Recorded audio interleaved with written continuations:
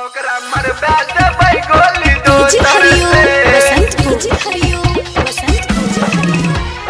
चुपे चोरी से शादी हम करबै पंडित बोलेबै कुशेश्वर से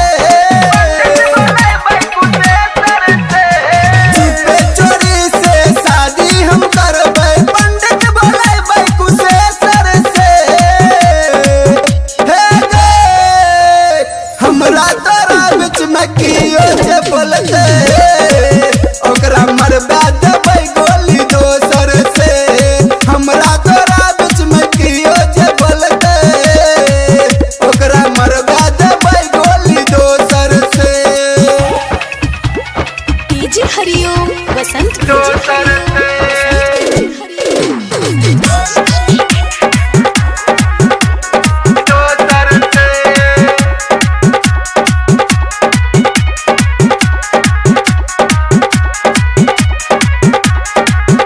तोहर हमर चाकर की छे जान गेलै सब गे तोहर बाबू भैया को कैसे हम करब गे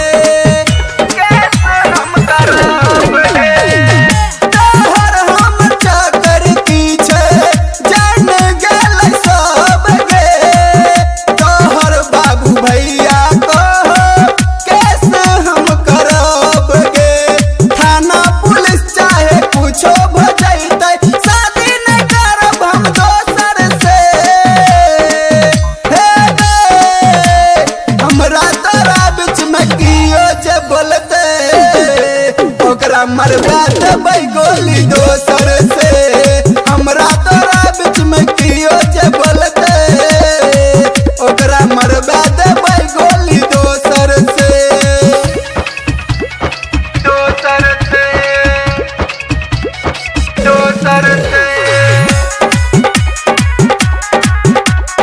डीजे हरिओम वसंत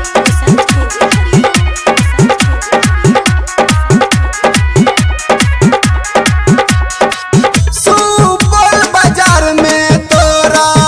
हम पटलियो पुरना सिनेमा हॉल में फिल्म देखलियो फिल्म देखलियो सुपौल बाजार में तोरा हम पटलियो